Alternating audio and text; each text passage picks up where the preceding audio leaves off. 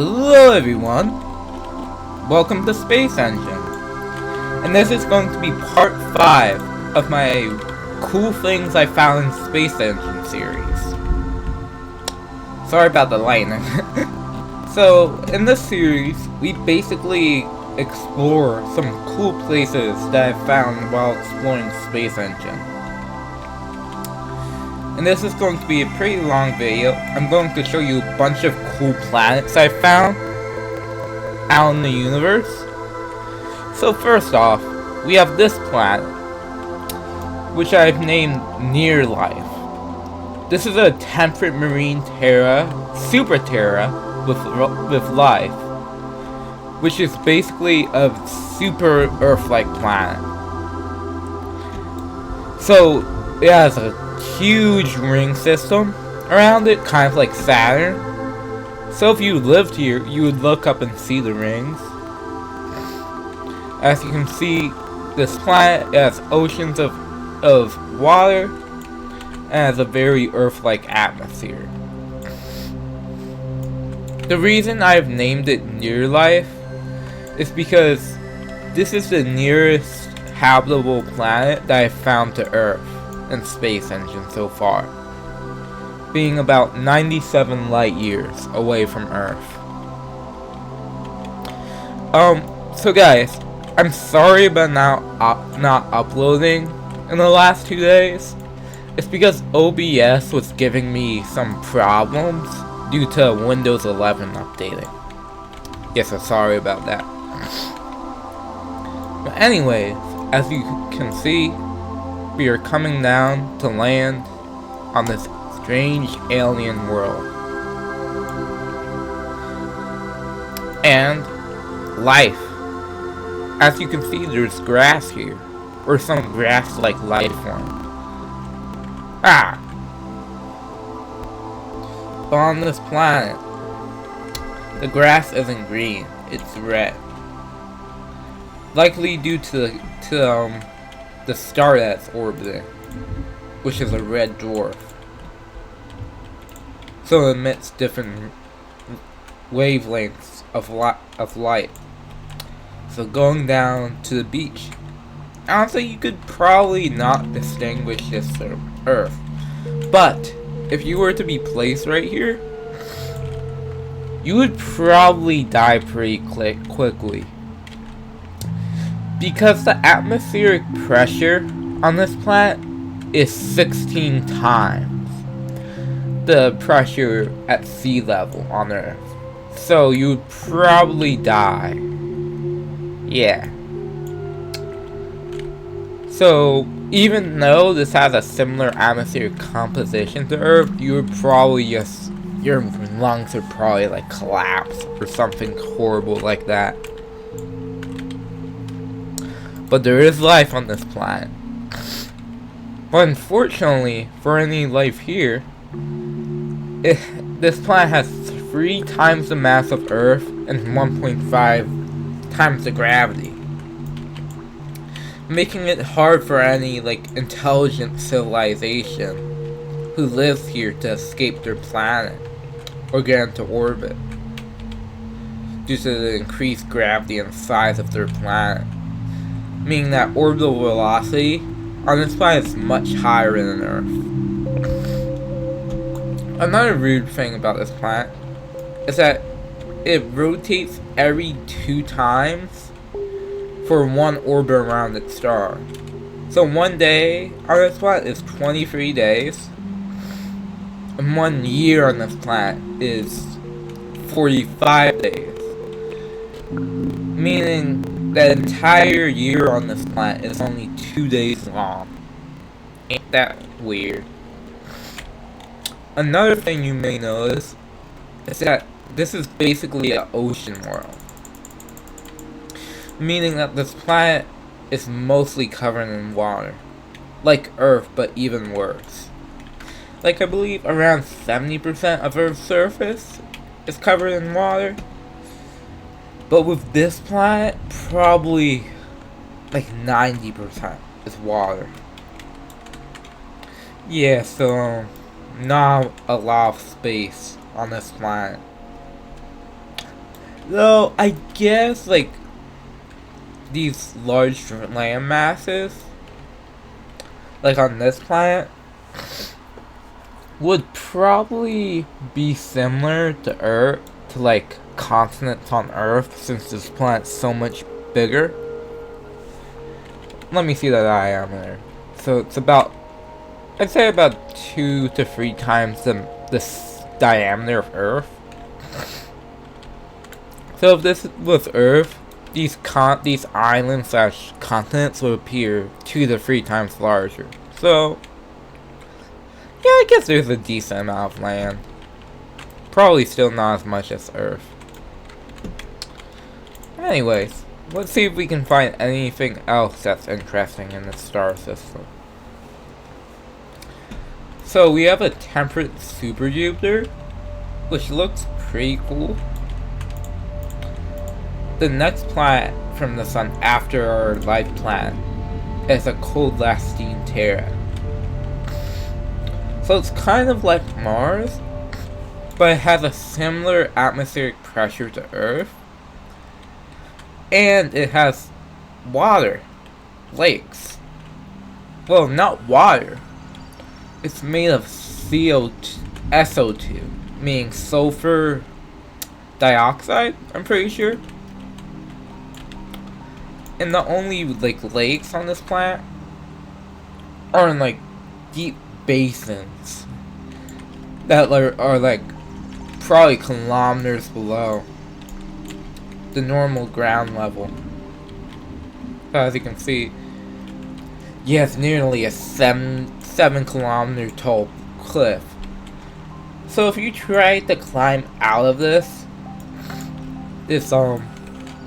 lake and onto the mainland of this planet, you'd have to hike up nearly the height of Mount Everest to get out.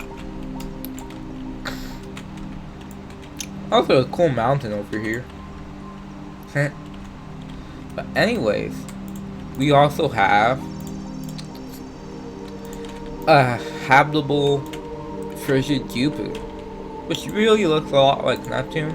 It's the same mass of Jupiter, but one of its moons has subglacial life, kind of like Europa might have, if we're lucky. Moving on to the next system, we have, let's do Megacy. So from first glance, this planet may look like a Venus type planet, but in reality it's not. Because if you go below the thick clouds of this world, you will find a massive ocean of water. So wow. So as you can see, this planet is covered in a huge water ocean, which is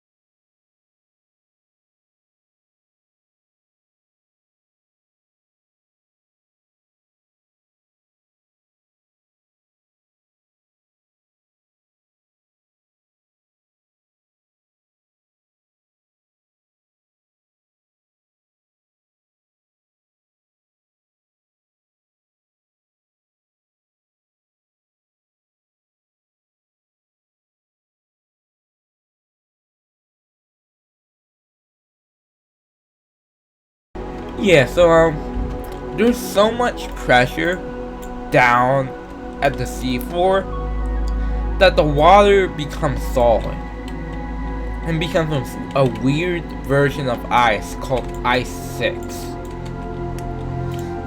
Yeah, that's insane. So this planet is actually circumbinary, meaning it orbits 2 stars. But exploring more of the system, you will find a temperate Jupiter-like planet, which is orbiting close to one of the stars. And in fact, it is so close to other planets in the system that from basically one of the neighboring planets, it would look huge in the night sky. So here you have a mini Neptune?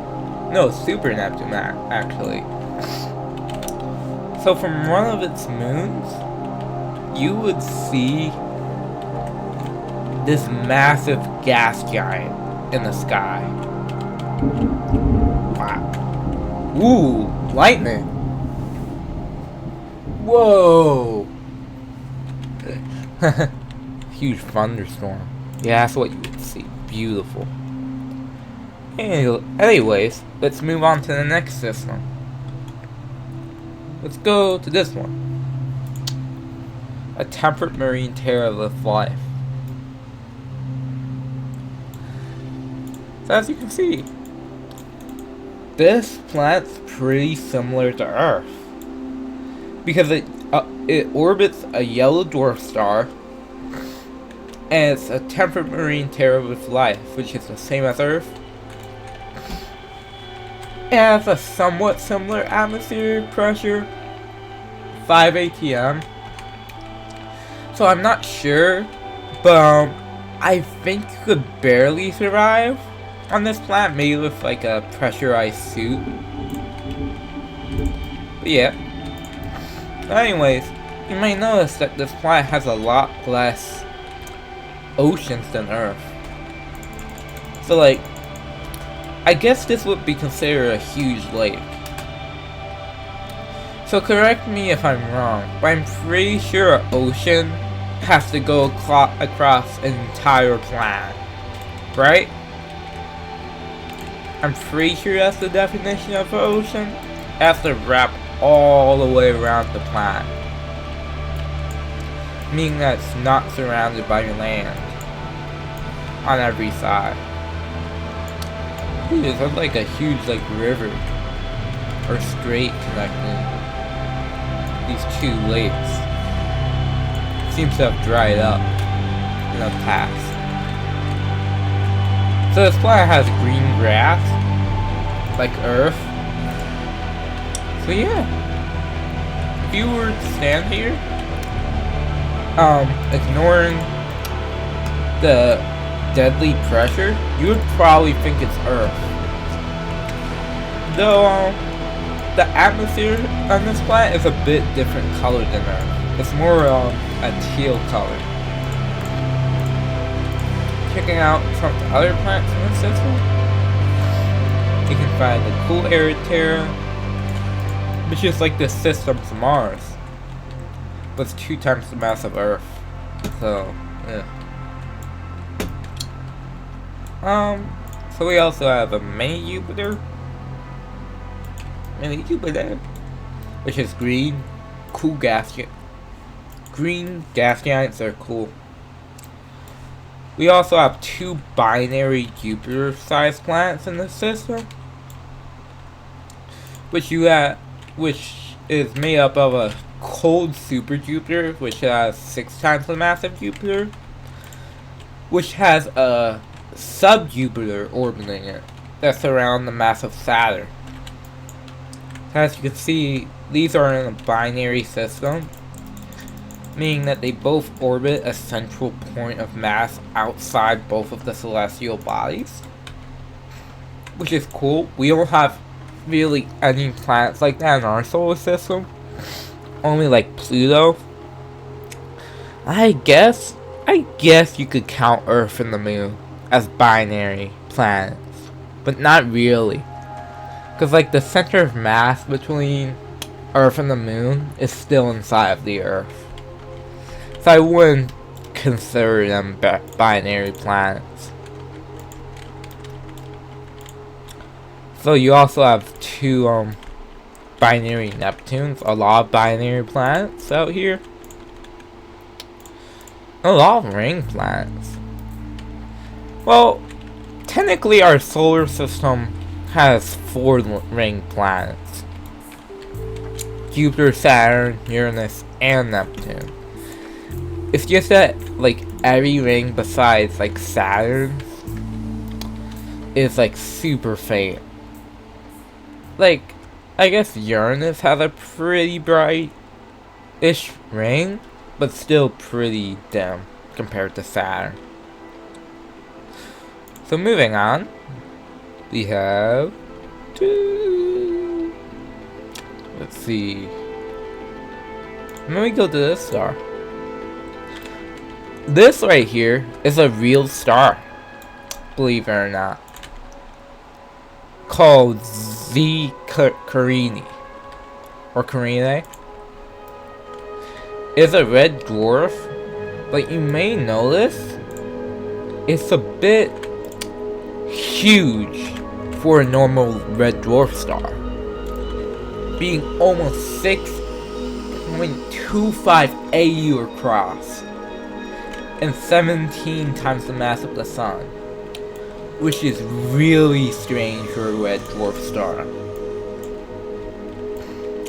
It seems like this is probably because of, like, the star's low density, so it's still a red dwarf despite its huge size. Also, you may notice its oblate shape, meaning it spins extremely fast for its size, meaning that the material on the star rushes towards the equator, making it oblate. So this is a completely real star. It has a couple of gas giants orbiting it. By the way, all of these planets are not real. They're procedurally generated, because we've never discovered any planets around the star. But ooh, look at this! We have what do you call it? We have a ringed moon around this mega Neptune. So this planet's around the size of Saturn. It has a large moon, roughly 40% the mass of Earth. And it has, like, water oceans and a huge ring. It's just cool. Well, not oceans still. Large lakes, I'd call it. Interesting. As you can see here, we have a large lake right here. So if you were to get rid of the clouds that are in the way, you would be able to see. Wait, where is it? Ooh, wait on. Wait, this is confusing. Sorry. Oh, here. It's not visible there. So if you were to be on the shoreline of this lake, you would look up and see that in the sky. Wow. I'm gonna make that the thumbnail. Oh, I just realized! This ring isn't the planet's ring, it's this moon's ring. Yeah, I'm making that the thumbnail, everyone. Definitely. That's so cool. Okay, but it's time to take off into the universe. Trying to find ones I didn't check out already. Let's do this one. I don't think we've checked this one out. Okay. So let me see. Ooh, yeah, this one's interesting. So we have a blue supergiant star, which is in a binary orbit with a black hole 16 times the mass of the sun. As you can see right here is a black hole. which is 16 times the mass of the sun, which is crazy. This means that once upon a time, this star had a binary twin that went supernova and became a black hole. Wait, there's another black hole? So there's 2 black holes in the star system. So the star system, like, far in the past, must have once had 3, like, supergiant stars. And 2 of them went supernova already, and only 1 remains to this day. And this black hole does have a couple planets remaining around it, which is interesting. But zooming out into the star system, you will find a cool Jupiter-type planet, 2.5 times the mass of Jupiter. Oh, and it has a couple of moons. Nice. What's the most massive moon here? Moon. Yeah, so we have a couple of cool looking moons. Interesting. And the next planet out, well, this is more of a dwarf planet, I guess. Out here. So it's not that cool. We're going really far out into the star system. You will find a cold sub-Neptune 5 times the mass of Earth, which is in a binary orbit with the temperate glass-team terra, 40% the mass of Earth. And this planet, I guess, not moon, has water rivers, not lakes or oceans, and has, yeah, I have no idea how to pronounce any of those chemicals in the atmosphere. But anyways, let me try and find one of these rivers. I know they're somewhere. Wait, is that one? I think we found a river. Can you guys hear the rain noises outside? That would be funny.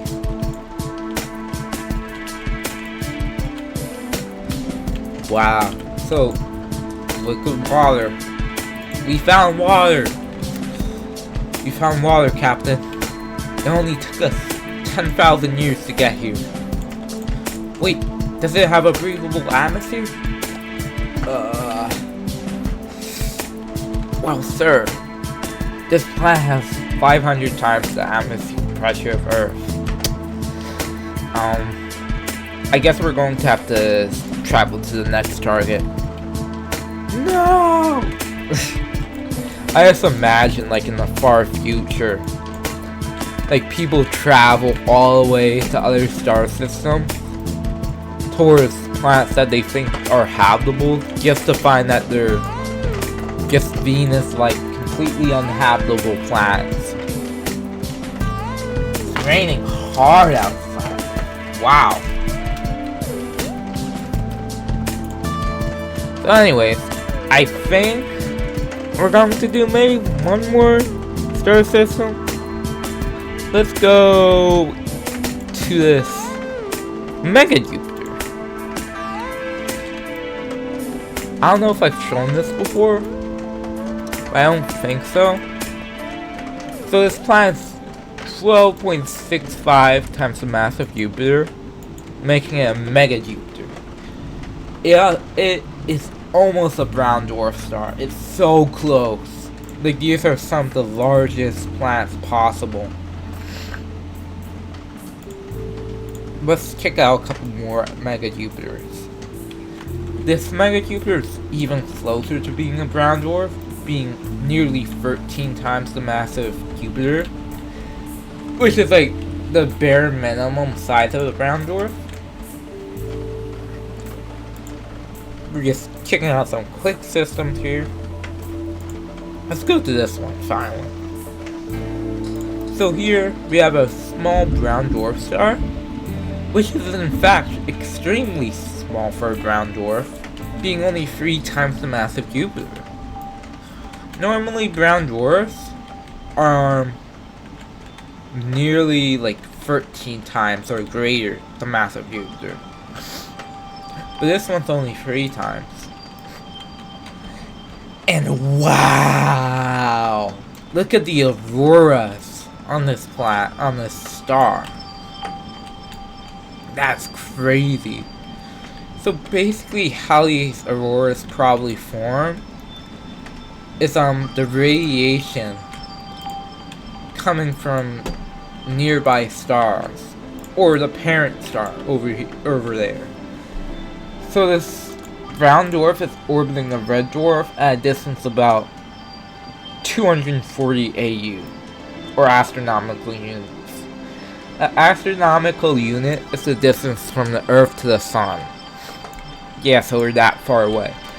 So basically what's happening is that like radiation from the star is striking the powerful magnetic field of this brown dwarf and causing auroras to form around its poles, where the charged particles interact with the atmosphere of the brown dwarf.